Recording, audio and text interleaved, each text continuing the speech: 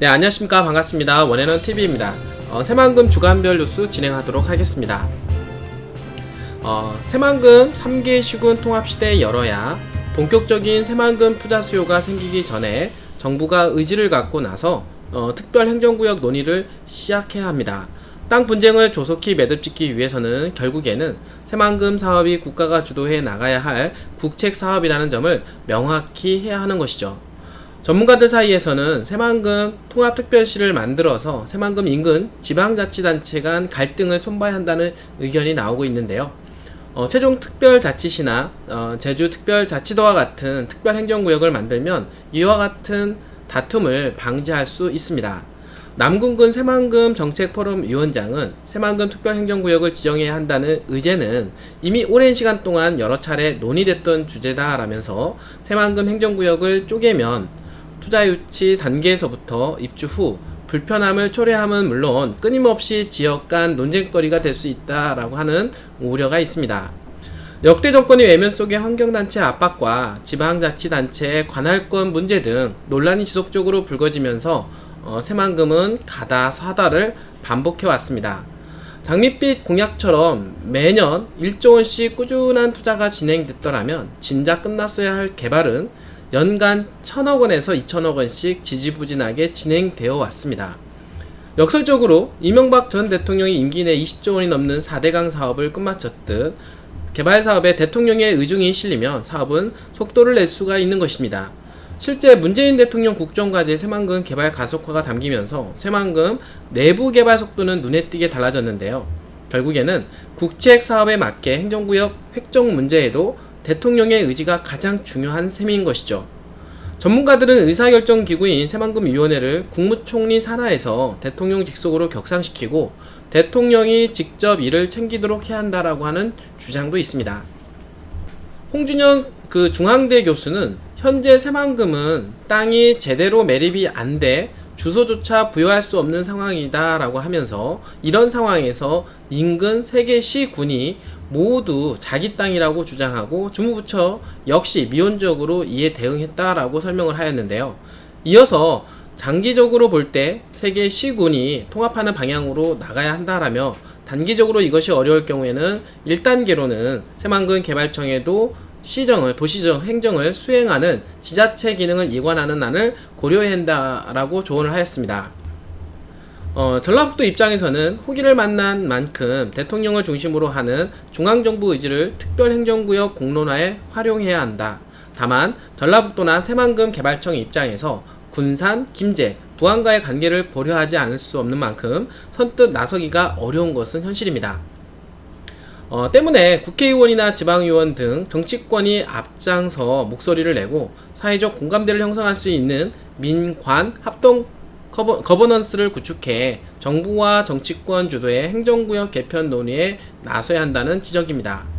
새만금 개발은 특정 지역의 이권이 달린 사업으로 치부할 게 아니라 국가적 관점에서 새만금을 개발, 활용해야 한다는 마음을 갖는 것이 새만금 땅 분쟁 종식의 첫 걸음이 될 것이다 라고 하는 것입니다. 새만금청 중화권 투자유치 전략 젠걸음. 새만금 개발청은 코로나19로 인해 전반적으로 주춤했던 투자유치 활동에 새로운 활력을 불어넣고 하반기 실질적인 중화권 기업유치 성과 창출을 위해 젠걸음에 나섰는데요. 이를 위해 6월 5일 서울 새만금 투자전시관에서 중화권 자무위원들과 새만금 한중산단 활성화를 위한 투자유치 방안이 마련해 지혜를 모았습니다. 새만금 개발청은 중국 기업이 해외 생산 거점을 확장하기 위해 새만금에 방문했던 사례와 새만금 인프라의 속도감이 있는 개발 등 개선된 투자 여건 등을 설명하였는데요. 자문위원들은 코로나로 인해 세계 경제가 침체되고 있지만 미중 무역 마찰 등 경제 환경 변화로 중국 기업들이 해외 생산기지 다변화 전략을 펼치고자 하는 움직임이 있는 만큼 적극적인 투자유치 활동을 통해 새만금의 인지도를 높여야 한다라고 말을 하였습니다. 특히나 투자유치 채널을 다변화하고 가능성이 있는 기업을 선별해 투자유치 활동의 효율성을 향상시킬 필요가 있다라고 강조하였는데요. 이를 위해 기존에 구축되어 있는 양국 정부 간 한중산단 공식 협력 채널과 함께 한중산단 협력 교류회 등의 행사를 적극적으로 활용하고 중국 측 산단의 지방정부와 협력해 해외 진출에 의향이 있는 현지 투자 기업들을 발굴해 맞춤형 상담을 추진하는 방안을 제안하였습니다. 아울러서 한중 산단만의 차별화된 인센티브 제도를 도입하고 투자 유치 성공에 따른 외부 투자 유치 기여자에 포상하는 제도 마련 등 기업 발굴을 위한 유인책을 마련할 필요가 있다는 의견도 나왔습니다.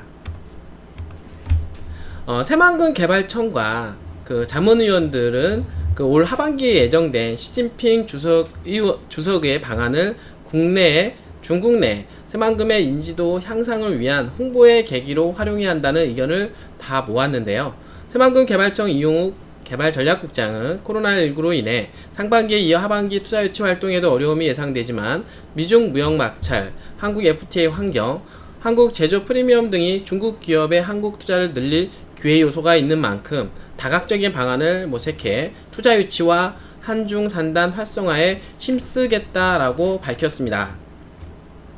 자, 오늘 여러분들하고 새만금 3개 시군 통합시대 열어야 그리고 새만금청 중화권 투자유치 전략 쟁걸음에 대해서 뉴스를 보도하게 되었는데요. 가장 이제 중요한 키포인트는 3개의 시군 군산, 김제, 부안 통합시대를 열어야 된다. 사실 지금까지는 군산, 부안, 김제 그 나름대로 이권을 챙기기에 바빴다라고 볼 수가 있겠습니다. 서로 자기 땅이라고 우기면서 어떤 이 새만금 발전에 좀 저해하는 요소가 상당히 많았다라고 볼 수가 있겠는데, 관리 차원도 부족하기 때문에 앞으로 새만금은 세종자치시처럼 세종특별자치시처럼 새만금 또한 마찬가지로 새만금 특별자치시로 승격을 하여서 통합관리하는 것이 바람직해 보입니다. 그렇게 되면은 아무래도 새만금 내부용지 개발하는 데 있어서 통합관리가 이루어지기 때문에 보다 효율적으로 관리가 이루어질 수가 있겠고 보다 빨리 새만금 내부 개발을 이루어내 나갈 수가 있다라고 볼 수가 있는 것입니다.